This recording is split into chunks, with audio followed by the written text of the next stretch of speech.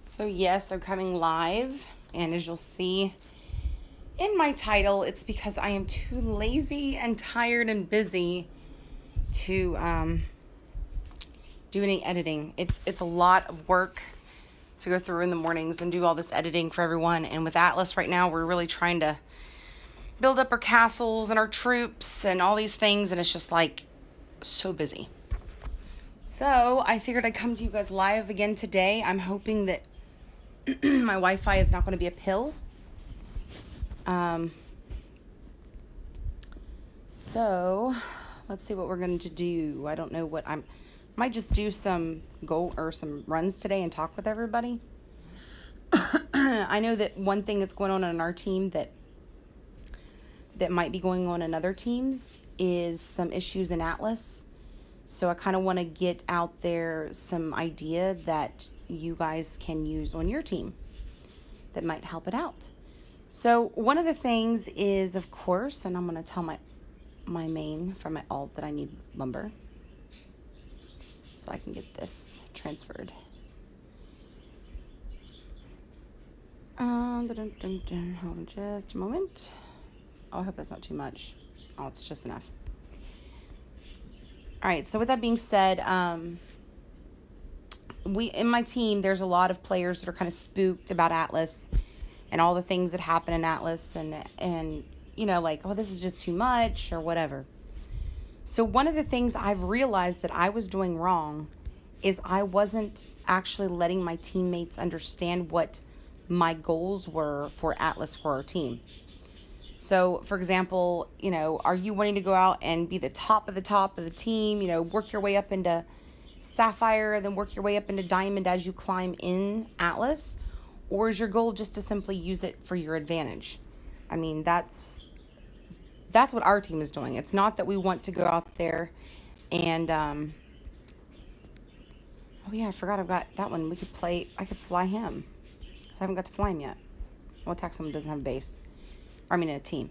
So anyways, one of the things I noticed is there's a lot of, like I said, issues circling around, you know, a lot of fear about Atlas. Like, this has a lot to do, or, you know, I don't understand what I'm supposed to be doing and so forth. So I think, like I said, one of the biggest failures that I've had is by not explaining to my team exactly what my goals are for our team.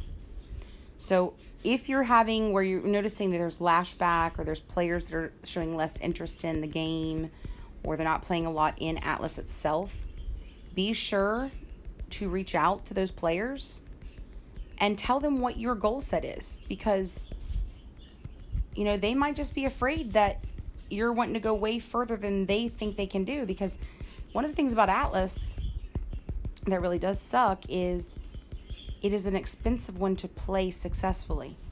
You know, you have to pay out the $5 every week for the Atlas benefits, for example. The elite benefits in there, which is a huge amount of difference between $5 a week there versus $5 a month on the opposite side.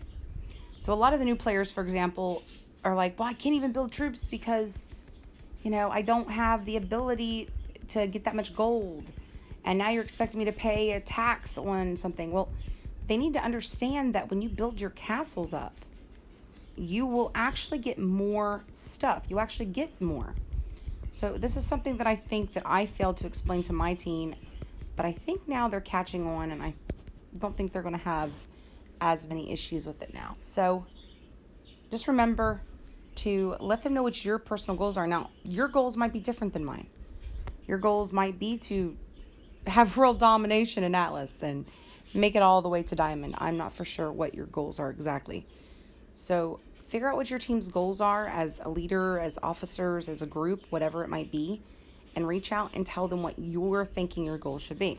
Now, another thing that I've put out is, because Atlas right now is we're in what I call the building phase for the next month. So I'm not putting events in Atlas as an importance. You know, I just want my team to build their Primarchs, help build up the castles, and explore it. You know, have fun with it. go out there and learn how the glory works with Primarchs or whatever. But I'm not by any means expecting it to go crazy. And you know what's funny about these birds? They were just asleep before I started talking. I swear they loved to hear my voice. Let's quiet down for a minute. See, they're quieting down. Nut jobs. So the moment I start talking again, they're gonna get crazy again. So, anyways, hey, psycho sideshow about how to thing there, a little tongue twister. So, anyways, if you're noticing a little bit of issues on your team, be sure. Oh, there's somebody attacking me right now, and I missed it. Oh well. Oh well. Oh no, I read it wrong. I was seeing my attack and then somebody else's defense. Anyways, I can't remember where I was at. I get all distracted by this game sometimes. But anyways, when it comes to the Atlas stuff, just make sure you let your team know, hey, look, we don't have to go crazy. That's not my goal. I just want to take advantage of it. Like, for example, the egg tokens. We all could use more egg tokens. And having Atlas gives you that ability. Or like, for example, I don't know if it's back yet, but free XP is having issues.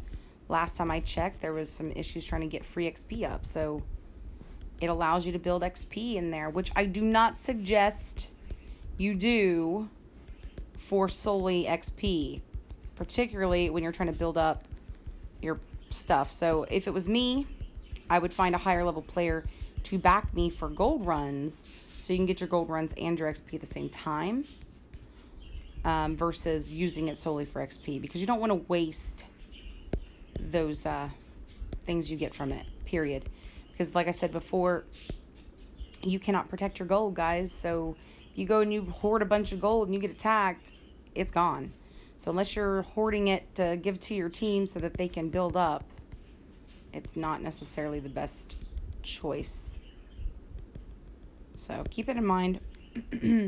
So when I say take advantage, like I said, XP. Another thing is the egg tokens. I think I already said that, but it's really hard to get egg tokens as you climb up in level. It's so hard. So if you are in Atlas, you're going to be able to utilize that to your advantage. Another thing you can do, of course, is go through and take advantage of the things that you get, like the gear. I mean, guys, this is a really great aspect to Atlas. So if your team's freaking out, explain this to them. Okay, not only are you going to be able to get some XP, which will get you gold so that you can, build some troops to help protect the team, which isn't even the big deal. The goal, I mean, it is if you want to keep your castle. And then, of course, to get gold to give to your castle. But every time you upgrade your infrastructure, you're getting bigger and bigger bonuses. You're getting more and more gold per attack. You're getting more and more egg tokens every morning when you go in. And then if you got the refinery built up, you're also getting extras in the areas of shards. So when it comes to these shards, you're going to be able to build things, build stuff for your riders. Now, why is that an advantage? Well, it's not cheap. It's not cheap to run your gaming side. Just the normal season side alone is pretty pricey. So I got Coatl, for example, to a specific level. And then I got Axii. I'm almost finishing up with Axii. And I got Tanoc finished. And my boosts. But, like, if I wanted the veteran gear, that's not veteran rider, I wouldn't be able to get it. I can't get any of the other dragons, nor get the veteran rider. So with that being said, you have the ability to focus on one strong dragon and one rider every season up until you get to the point of the gear, and then use your Atlas stuff to build them. I mean, that alone is pretty sweet, guys. I mean, that is one reason to have Atlas for sure.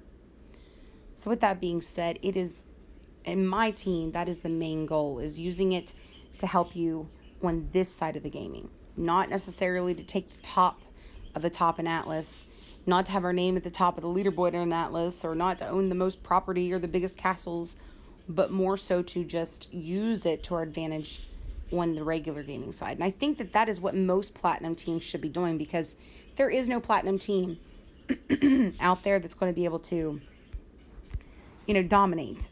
I mean, Diamond Leagues have been here for so long that they've already began dominating, and for us to come in later in the game, that's almost pretty much impossible. All right, the next thing I wanted to talk about today is, and I'm probably boring everybody because it's not my normal way of doing videos. What am I doing? All right, the next thing I want to talk to you guys about today is a reminder. If you missed my tip video, I want to go ahead and do a reminder in this little live chat for this event. When you're collecting lumber, there are a few things you should do before you attack. Now, if you look here, this guy has a storage hut level 63, which means he could very well, maybe not, but he could very well have a booster on that to prevent me from taking any of his lumber. If I scroll through and look at a few others, let's see. Here we go. Here's a great example. So if I come in and I click on it, it won't even let me click on it because it's in the middle of upgrading. Now, this does not mean 100% of the time that there's not going to be a boost on this. There could still be a boost, and then right afterwards, they built it up. But let's say they're not speeding it up. It's the only thing they're doing. They're, whatever. They don't have boosts on it. Then when you attack their base, you can pretty well guarantee you're going to get what it says. So that is my first tip. The other tip is, let's say you're somebody over in Russia or Australia or the Asian areas. Then you're going to want to look for English-speaking teams whenever you attack them, and vice versa. So English-speaking teams should be looking for Russian-speaking teams because those teams at night are sleeping. It gives you the ability to go in and take their stuff. That is my second biggest tip in this, and that's a big one. But the best way to gain resources for your team, outside of using Atlas, this is all leagues, even silver, is to, on what we do, day one, it's all about everybody build with what they have. Okay? Right off the bat, build with what you have. Go out and do those first few attacks before people get in and get their lumber or whatever, and do what you can. During that time frame, after that, you would of course want to build up slowly if you collect lumber or whatever. But there's going to be so few lumber out there that you might want to work together as higher levels to help your smallest levels at once. So, for example, you get your 5 top players that are in there, go out, gather up lumber, and at the same time, even if you only got 50,000 to 100,000 each, if you ship it to, let's say, your level 90, then that level 90 player is going to have a lot to work with. So you can kind of group up together, and you can do that vice versa. Let's say on your team you've got a leader that is way bigger than the rest of you, and they just can't seem to get the gold, and you can't really back them. If all of you go out and do an attack, you can always send them lumber resources all together at once, and that will really help them out a lot. And then, of course, if you're now an Atlas, you can also use your castle to store everything up and then turn around and give it out during this type of event. Yes, it is very, very dangerous. I'm so sorry about the birds. Oh my gosh. They're so loud today. Is it real loud for you too, or is it just me? And I would go to my room, but it's the middle of the day, and it's always so hot in there during the day. I'm going to have to go upstairs. They are just way too loud. Way too loud. So, all right, so with the using Atlas to your advantage during these events, one of the things we did is, a lot of the bigger players need lots and lots of lumber, and of course, our bank storage is not really big enough to really help larger players yet. So for me, I've made it a priority that all non-level under 100 accounts is the first to get any kind of resources. So in the first 3 days, we are reserving it all for lower level players. And this way, not really kind of background chips, okay. This way, your lower level players who generally don't have a lot of experience in this aren't going to make the big mistakes that we made, which is spending whatever to get those points. This way they can build smarter, and you're going to have stronger players on your team in the end. So it really helps you out. So that's one piece of advice that I would follow if I was everyone, because I think that can make a huge difference. Let's go ahead and go into the event. So for me, I don't want to grow, and I've said this several times. So what I did is I only upgraded so many things. I didn't get a lot of points this round. I mean, compared to some lower level players, that's probably pretty amazing. But usually in this event, I don't like to go past this point anyway. So I feel like I hit my gold marker. And the reason is because, number one, it holds you back from over leveling. And number two, if you look at the amount of points between, the 720 versus the